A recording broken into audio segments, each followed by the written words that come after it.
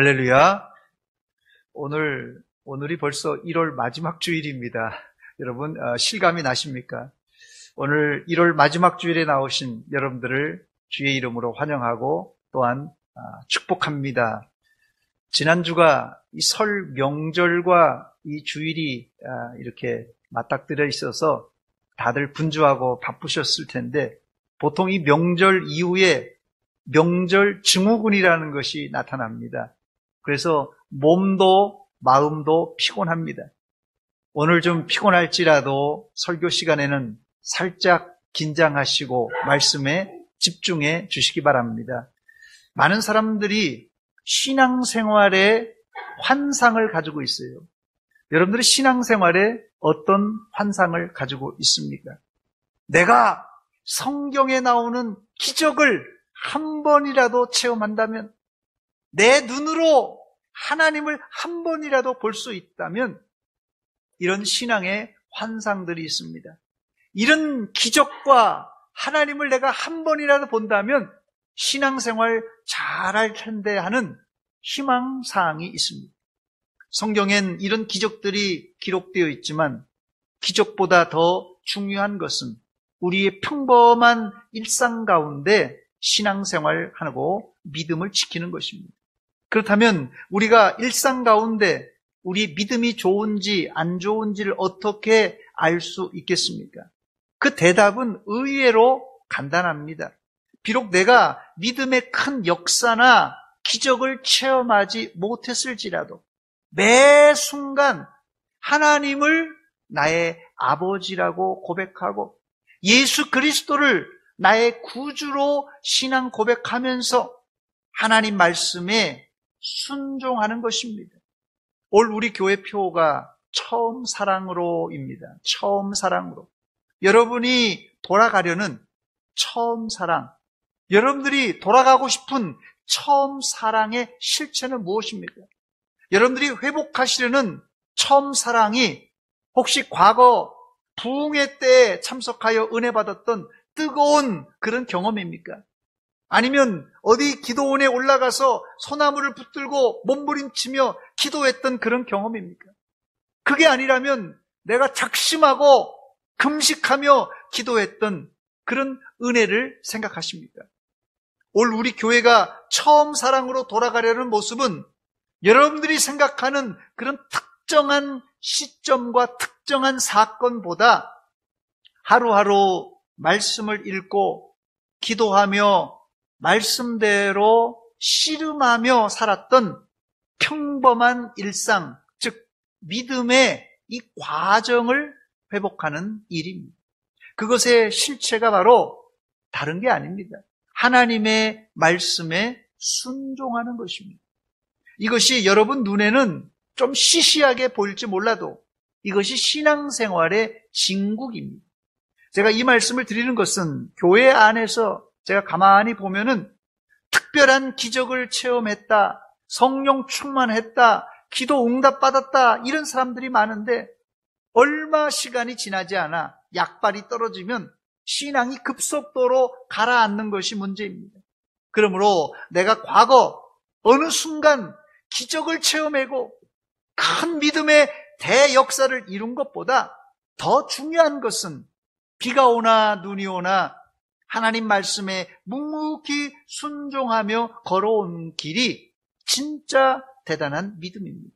여러분, 믿음이란 무엇입니까? 믿음은 내가 무엇을 하고 특별한 기적을 체험한 것보다 하나님의 말씀을 붙들고 씨름하다가 그 말씀에 순종하는 것입니다. 이게 뭘 강조하는지 알겠습니까? 믿음은 어떤 이벤트나 어떤 때가 어떤 일이 아니라 평범한 일상을 지금 말하는 거예요.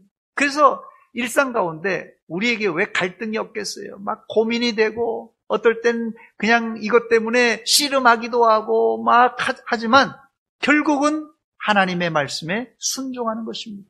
이런 신앙의 회복이 여러분 안에서 일어나시기를 주의 이름으로 축원합니다. 이렇게 말씀드려도 어떤 분은 목사님 그래도 내가 기적을 한번 체험하면 내가 하나님의 얼굴을 한 번이라도 본다면 이런 분들이 계실 텐데 이런 분들은 오늘 말씀을 잘 들으시기 바랍니다. 여러분들에게 믿음의 기적이 안 나타나는 이유가 있습니다. 그 이유를 예수님이 의심 많은 도마에게 하신 말씀을 잘 되새겨 보시기 바랍니다. 너는 나를, 요한복음 20장 29절입니다. 너는 나를 본고로 믿느냐? 보지 못하고 믿는 자들은 복되도다 그랬습니다. 안 보고 믿는 것이 보고 믿는 것보다 우리에게 유익하기 때문에 우리가 이런 기적을 안 보여주시는 것이에요. 반복하지만 기적은 믿음의 순간일 수는 있어요. 기적은 믿음의 순간일 수는 있어도 믿음의 일상과 더 나아가 믿음의 본질은 아닙니다. 즉, 큰 믿음의 사람은 믿음으로 기적을 만들어내는 사람이 아니라 기적이 설령 없을지라도 매사에 하나님의 말씀에 순종하는 사람입니다. 저를 한번 따라서 하시기 바랍니다. 순종이 믿음입니다. 첫 번째, 사울 왕은 큰 믿음의 역사를 체험했던 사람입니다. 사울 왕은 큰 믿음의 역사를 체험했던 사람입니다. 사울 왕이 체험한 믿음의 역사는 엄청난 것입니다. 사울은 왕이 되기 전에 아버지 기스, 이름이 기스입니다. 이 아버지 기스가 암나귀 몇 마리를 잃어버립니다. 기스는 아들 사울에게 잃어버린 암나귀들을 찾아오라고 그래요. 여러분, 이 4발 달린 짐승이 이제 집을 나가서 도망갔는데 어디서 찾겠습니까? 아마 이 바닷가에서 이 조그만 바늘 찾는 것보다 더 힘들 것이에요. 그러나 사울은 아버지의 말씀에 순종해서 한 명의 종과 함께 나귀를 찾으러 길을 떠납니다. 사울은 자신이 살고 있는 이 베냐민 땅을 한 바퀴 삥 돌아 이 북쪽 심지어는 이 에브라임 지파 경계까지 갔다가 나귀를 거기서도 찾을 수 없었어요. 사울은 돌아오는 길에 이제 숲 땅에서 자기 사환의 제안으로 사무엘 선지자를 만나러 갑니다. 사무엘 선지자는 사울을 만나자마자 아이고 젊은 청년 나귀를 찾느라고 고생 많이 했는데 나귀는 이미 찾았어. 그러니 걱정하지 말고 오히려 아버지가 너희들을 걱정한다. 이렇게 얘기해 주는 거예요. 그리고는 준비된 식사 자리에 사울을 데리고 갑니다. 사무엘 선지자는 식사 자리에 제일 상석에 사울을 앉혀줍니다. 그리고 다음날 사무엘 선지자는 사울이 집으로 가기 전에 그에게 기름을 부어줍니다. 그리고는 3가지 예언을 해줍니다. 첫 번째 예언이 뭐냐면요, 돌아가는 길에 라헬의 묘실 곁에서 2 사람을 만나 암나귀를 찾았다는 이야기를 들을 것이라는 예언입니다. 2번째 예언은 베델로 올라가는 3 사람을 만나서 그들에게 떡 2덩이를 받게 될 것이라는 예언입니다.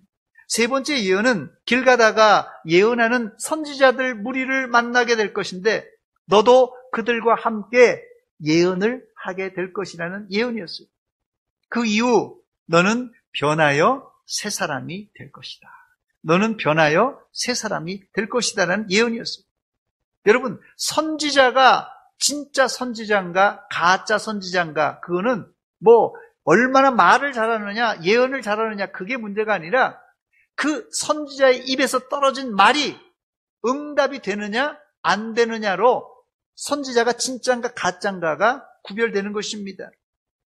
사무엘 선지자가 3가지 예언을 했는데 정확하게 사울에게 3가지가 다 응답이 되었어요. 여러분, 한 가지 예언도 성취되기가 쉽지 않은데 3가지가 한 사람에게 시간 간격을 두고 줄줄이 이루어졌습니다. 이것으로 사무엘 선지자는 하나님의 참 선지자임을 증명한 것입니다. 사무엘상 3장 19절로 20절에 보니까 사무엘이 자라매 여호와께서 그와 함께 계셔서 그의 말이 하나도 땅에 떨어지지 않게 하시니 단에서부터 브엘세바까지의 온 이스라엘이 사무엘은 여호와의 선지자로 세우심을 입은 줄을 알았다고 말합니다. 즉 사무엘의 입에서 나간 말은 한마디도 땅에 떨어지지 않고 다 성취되었다는 것입니다. 이런 경험을 볼 때 사울은 왕이 되기 전에 하나님의 신비한 기적을 체험했던 사람입니다. 그 이후 사울은 왕이 된 이후에도 계속해서 하나님의 역사를 체험합니다. 사무엘 선지자의 예언을 듣고 전쟁에 나가 전쟁에서 승리하였어요. 더 나아가 사울 왕은 왕이 된 이후에도 성령 충만을 체험했고 여러 차례 선지자 그룹과 함께 예언을 했던 그런 사람이에요. 왕이 예언까지 했어요. 여러분, 사울 왕은 보통 은혜와 기적을 체험한 사람이 아닙니다. 엄청난 은혜를 받은 사람이 사울 왕입니다. 두 번째, 그러나 불행히도 사울 왕은 하나님의 말씀에 온전히 순종하지 못했습니다. 그렇다면 사울 왕은 왜 확실한 하나님의 예언의 성취와 심지어 기적을 보고도 하나님의 말씀에 불순종한 것입니다. 사울 왕이 그 사람이 좀 저질이라서 아니면 특별히 못된 놈이라서 그렇게 불순종한 것입니까? 아닙니다. 오히려 사울 왕은 우리가 생각하는 것보다 훨씬 더 괜찮은 사람입니다. 그런데 겸손하고 선한 사울이 왜 변한 것입니까? 사울이 왕이 된 지 2년 만에 사울 왕이 큰 실수를 저지르게 되는데 사울은 블레셋과의 전쟁을 앞두고 선지자 사무엘 선지자를 기다리지 못하고 자신이 직접 하나님께 번제를 드리고 맙니다. 여기서부터 사울 왕의 신앙의 균열이 시작되는데 그런 인간적으로는 겸손하고 마음씨는 좋았지만 하나님의 말씀에 순종하지 않았습니다. 왜 겸손하고 성품 좋은 사울 왕이 불순종하게 된 것입니까?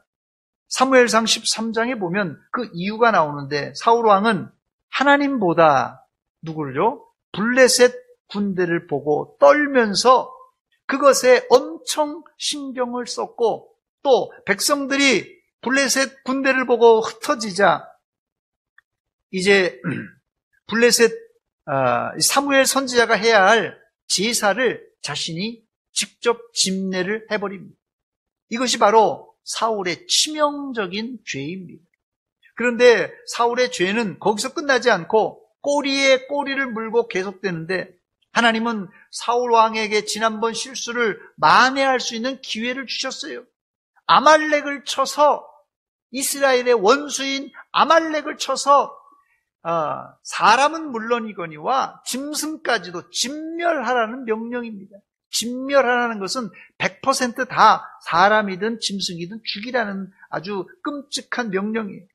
그런데 사울은 아말렉과의 전쟁에서 대승을 거두었지만 하나님의 말씀을 듣지 않고 아말렉 왕 이 아각을 살려주었고 아이들과 여자들 그리고 좋은 짐승을 살려주었습니다.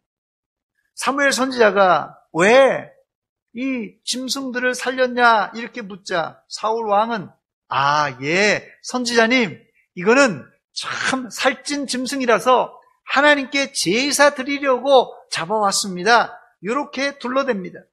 차라리 사무엘 선지자 앞에서 잘못을 시인했다면 그냥 사무엘 선지자한테 한번 야단 맞고 끝났을 텐데 사울 왕은 거짓말로 둘러대다가 결국은 하나님으로부터 후회하는 인생이 되고 맙니다. 사무엘상 15장 11절입니다. 내가 사울을 왕으로 세운 것을 후회하노니 왕으로 세운 것 후회하노니 그가 돌이켜서 나를 따르지 아니하며 내 명령을 행하지 아니하였다고 말합니다.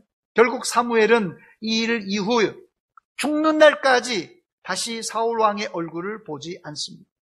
사울 왕은 하나님께뿐 아니라 선지자 사무엘에게도 버림받은 왕이 되고 말았습니다. 사울 왕이 이 지경이 된 이유는 딱 한 가지입니다. 하나님의 말씀에 불순종한 것입니다.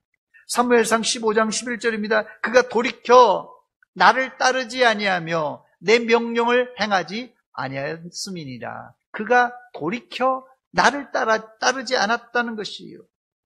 사울 왕이 하나님이 후회하는 왕이 된 이유는 사실은 하나님이 명령하기 전에 이미 그는 하나님으로부터 돌이켰던 하나님에게 등을 돌렸던 그런 사람이에요. 아무리 하나님께서 사울에게 기회를 줄지라도 하나님에게 등을 돌린 사람은 벌써 이미 들을 생각을 하지 않은 것이, 그 사람의 불순종은 그냥 들을까 안 들을까 고민하다가 불순종한 게 아니라 이건 고의적이고 악의적일 수밖에 없습니다. 세 번째, 그래서 오늘 주제의 말씀이 나옵니다. 믿음은 다른 것이 아니라 믿음은 하나님의 말씀에 순종하는 것입니다. 하나님이 사울 왕에게 원하시는 것은 사울 왕아, 너 착하게 살아라, 겸손해라, 제사를 많이 드려라, 이런 것이 아니라 참 믿음이란 선지자를 통하여서 들려지는 하나님의 말씀을 액면 그대로 순종하는 것입니다. 신앙생활은 복잡한 이론이나 철학 내용이 아니라 하나님의 말씀에 단순하게 순종하는 것입니다.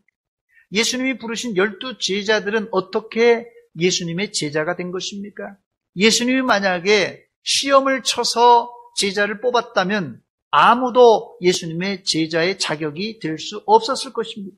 그렇습니다. 예수님의 제자가 되는 길은 정형화된 제자 훈련을 받고 성경 구절을 암송하고 성경 공부를 열심히 해서 성적이 좋아서 뽑힌 것이 아니라 예수님이 부르실 때 머리 굴리지 않고 즉시 자기의 직업과 가족을 버리고 예수님을 따랐을 때 바로 그것이 제자가 된 것입니다.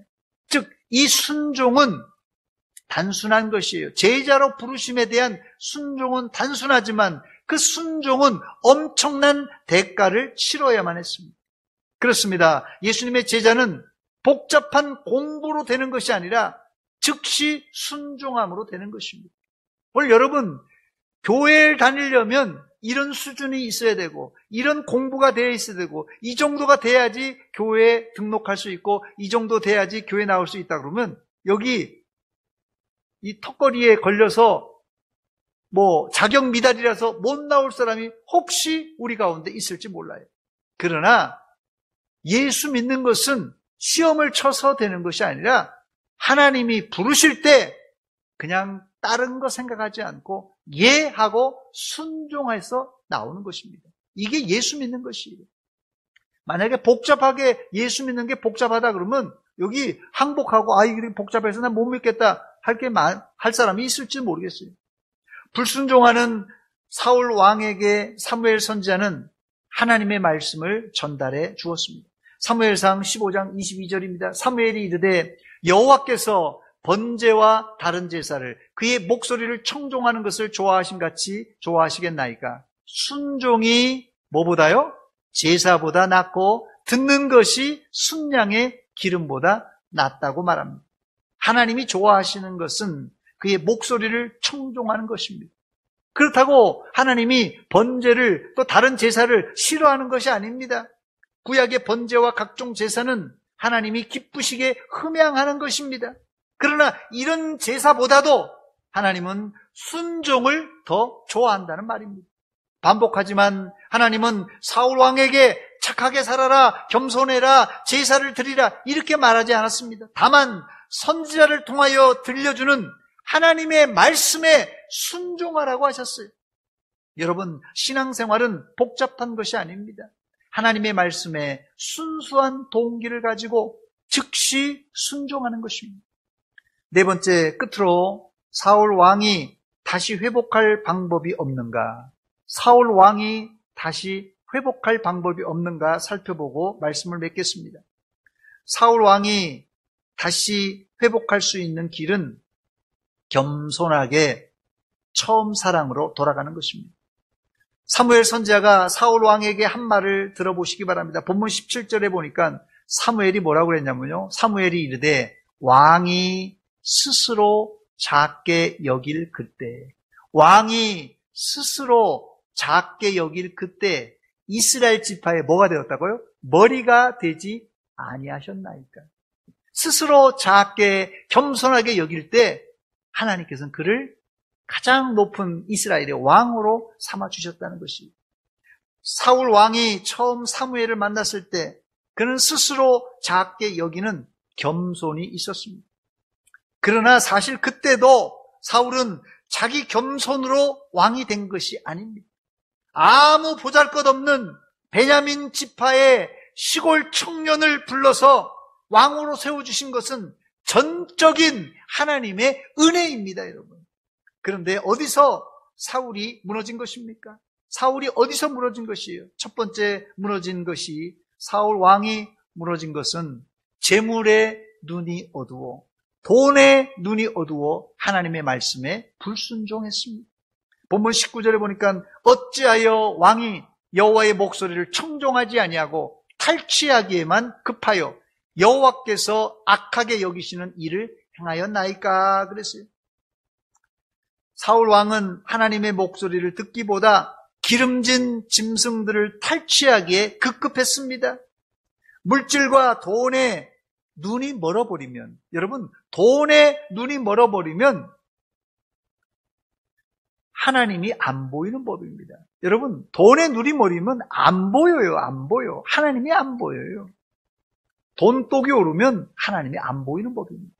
그런데 사울 왕은 이런 실수를 덧붙여 더 큰 실수를 범하게 되는데, 두 번째, 변명과 함께 다른 사람에게 자기의 책임 전가시켜버립니다.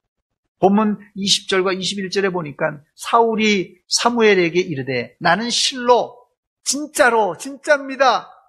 여호와의 목소리를 청종하여, 나는 진짜로 여호와의 목소리를 청종했습니다. 그래서 여호와께서 보내신 길로 가서, 그거 맞아요. 맞다니까요. 여호와께서 보내신 길로 가서 잘했어요. 그 다음에 아말렉 왕 아각을 끌어왔고, 여기서부터 문제가 생기는 거예요.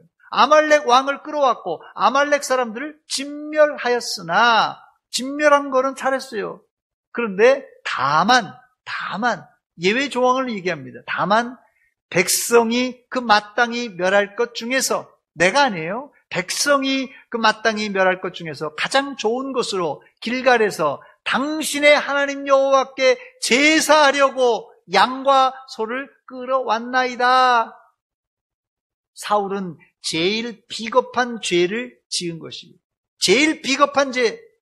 설령 백성들이 미약해서, 백성들이 어리석어서 좋은 양떼를, 실한 소떼를 하나님께 제사 드리자, 끌고 가자, 이렇게 얘기했을지라도 사울이 지도자니까 말렸어야 되는데, 자기가 사실은 살찐 짐승이 아까워 죽이지 못하고 끌고 와서는 핑계는 백성들에게 되고 있는 것이에요. 이건 왕도 아니고 남자도 아니에요, 이거는. 본문에서 우리는 단순히 사울 왕이 살찐 짐승이 탐나서 살려주었다고 생각하지만, 사무엘 선지자는 이걸 다른 관점에서 봅니다. 사무엘 선지자는 사울 왕이 하나님의 말씀에 불순종한 것을, 하나님의 말씀을 버렸다, 심지어는 하나님을 버렸다고 말합니다. 사무엘상 15장 26절입니다. 사무엘이 사울에게 이르되 나는 왕과 함께 돌아가지 아니하리니, 이는 그 이유를 말하는데요. 이유는 왕이 여호와의 말씀을 버렸으므로, 왕이 여호와의 말씀을 버렸으므로 여호와께서 왕을 버려 이스라엘 왕이 되지 못하게 하셨다고 말합니다. 여호와의 말씀을 버렸다는 어투는 말씀을, 아이고 내가 깜빡해서 실수한 것, 이런 것이 아니라 하나님의 말씀을 고의적으로 어겼다는 뜻이고, 이건 더 나아가서 하나님을 버렸다는 것이에요. 하나님의 말씀을 버렸다는 것은 그냥 어떻게 하다가 실수해서 한 게 아니라, 이거는 고의적으로 안 지킨 것이고, 심지어는 이거는 하나님을 저버린 것입니다.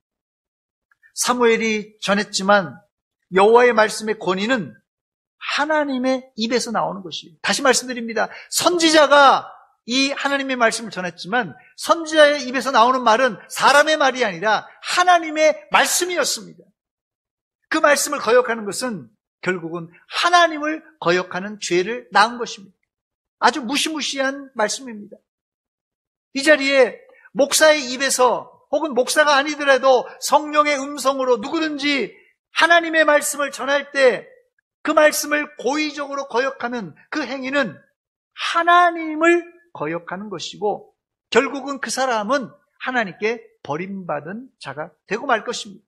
사울왕은 늦었어도 선지자의 입에서 나오는 하나님의 말씀에 토를 달지 않고 잘못을 회개했어야 했습니다. 그 길이 사울왕이 사는 길입니다. 그러나 그는 끝까지 뭘 중요시 여긴 줄 아세요? 자기 체면. 내가 왕인데 자기 체면을 중시 여기고 하나님의 말씀엔 불순종했습니다. 사실 우리 중에 하나님의 말씀을 전적으로 부인할 사람, 제가 볼 때는 거의 없을 것 같아요. 하나님의 말씀에 전적으로 부인할 사람, 이 자리에 나오신 분들 중에 거의 없을 것 같아요. 하나님이 이스라엘의 원수인 아말렉 사람과 짐승을 진멸하라는 뜻은 100% 없애라는 뜻이에요. 그런데 사울은 100% 없애라는 진멸이라는 뜻을 알고 있었잖아요. 싹 다 죽이라는 거예요. 그런데 사울은 쓸모없고 약한 것은 없앴지만 살찌고 기름진 것은 남겨두는 부분 순종을 했어요. 이걸 부분 순종이라고 합니다. 순종은 순종이에요. 부분 순종이에요. 근데 사실 이건 순종이 아닙니다. 자기가 하고 싶은 거는 하고 안 하고 싶은 건 안 한 거예요. 선택적으로 순종한 거예요. 부분 순종한 것입니다. 모세가 이스라엘에게 경계한 것이 무엇입니까? 하나님의 말씀을 가감하지 말라는 명령입니다. 신명기 4장 2절에 보니까 내가 너희에게 명령하는 말을 너희는 가감하지 말고 내가 너희에게 내리는 너희 하나님 명령을 지키라 그랬어요. 그런데 사울은 자기 입맛대로 하나님의 말씀을 가감했습니다. 아담과 하와의 죄의 유형도 똑같아요, 여러분. 하나님의 말씀을 가감하는 자의 특징은 두 가지입니다. 자기 변명과 책임 전가예요. 자기 변명과 책임 전가. 이게 하나님의 말씀을 가감하는 자의 특징입니다. 왜? 가감했으니까요. 50%는 지키고 50%는 안 지켰다는 거예요. 나 지킨 거 있잖아요. 나 이런 거 지켰습니다. 자기가 지킨 거 변명합니다. 왜 내가 이렇게 절반을 하고 절반을 못했나? 변명하고, 그리고 이 절반은 저놈들 때문에, 저 백성들 때문에 그랬어요. 변명으로 일관하는 것이. 아담과 하와 그리고 사울이 바로 이 자기 변명과 책임 전가의 길을 걸었습니다. 우리는 살인죄를 지어야 죽일 놈이라고 하지만 그런 죄는 말할 것도 없지만 하나님의 말씀을 자기 멋대로 더하고 빼는 것이 엄청난 죄라는 사실을 명심해야 될 것입니다. 성경 제일 마지막 장 요한계시록에도 이것을 경고하고 있습니다. 요한계시록 22장 18절과 19절입니다. 내가 이 두루마리의 예언의 말씀을 듣는 모든 사람에게 증언하노니 만일 누구든지입니다. 이것들 외에 지금 기록한 것들 외에 더하면 하나님이 이 두루마리에 기록된 재앙들을 그에게 더하실 것이요. 만일 누구든지 이 두루마리의 예언의 말씀을 제하여 버리면 하나님이 이 두루마리에 기록된 생명나무와 및 거룩한 성의 참여함을 제하여 버리시리라고 했어요. 성경 하나님의 말씀의 권위를 신앙의 최고의 권위에 올려놓는 것이 우리가 신봉하는 개혁주의, 칼빈주의의 기초입니다. 사랑하는 여러분 안에는 사울 왕의 마음 같은 것이 없습니까? 사울 왕은 하나님의 은혜를 세 가지 연속되는 예언의 성취를 경험했고 또 성령의 은혜로 변하여 새로운 사람이 되었던 사람입니다. 그러나 그는 블레셋 군대를 보고 두려운 나머지 자기 손으로 제사를 집례함으로 자기의 방식으로 자기의 힘으로 하나님의 은혜를 끌어당겨 적군을 이기려고 했습니다. 하나님 없이 자기 스스로 잘 살아보려고 살찐 짐승을 챙겼던 사람입니다. 하나님은 이미 사울에게 많은 증거를 보여주었어요. 이미 왕이 되기 전에, 왕이 된 후에도 사울 왕에게 많은 증거를 보여주었어요. 하나님께서 나만 믿고 내 말에 순종하면 너 어디를 가든지 전쟁에서 승리할 것이다. 재물도 살찐 짐승도 내 말에 순종하면 너에게 주겠다. 그러나 그는 하나님께 순종하기보다 자기 힘으로 잘 살아보려고 선지자보다 앞섰고 하나님보다 앞섰던 불순종의 사람이었어요. 현대 교회 안에 사울 같은 유형의 사람들은 누구일까요? 현대 교회 안에 사울과 같은 사람은 누구일까요? 믿음이 없는 자나 초신자가 아닙니다. 오히려 사울처럼 하나님의 은혜를 여러 차례 경험한 사람일 가능성이 큽니다. 이런 사람은 하나님의 은혜를 간구하기보다 자기가 스스로 하나님이 되어 하나님 말씀조차도 자기 마음대로 주무르려는 교만한 사람이에요. 사랑하는 여러분, 이 설교는 평범하게 하나님의 말씀에 순종하라는 설교가 아닙니다. 이 설교는 하나님 말씀보다 자기의 힘으로 신앙생활하려는 사람에게 주는 경종입니다. 올 우리 교회표 처음 사랑으로는 예전에도 그랬지만 지금도 여전히 내 힘으로가 아니라 하나님의 힘으로, 하나님의 은혜로 살겠다는 다짐입니다. 여러분들은 평범한 일상 가운데 하나님의 말씀을 액면 그대로 그리고 즉시 급진적으로 순종함으로 뜨거웠던 처음 사랑을 회복하시기를 주의 이름으로 축원합니다. 기도하겠습니다. 하나님, 우리 아버지 은혜와 사랑 감사드립니다. 이 아침에 저희들에게 하나님의 말씀을 들려주신 것 감사합니다. 우리가 하나님의 말씀을 듣고 알고 있지만 그 말씀 액면 그대로 순종하지 않고 내 형편 따라서, 내 처지에 따라서, 내 기분에 따라서 어떨 땐 더하고 어떨 땐 빼면서 하나님을 섬긴다고 자처했습니다. 하나님, 우리의 교만을, 우리의 자기 멋대로의 신앙을 이 시간 용서하오니 이제 앞으로 하나님 말씀대로 순종하는 믿음의 종들 되게 하여 주시옵소서. 예수님의 이름으로 기도하옵나이다. 아멘.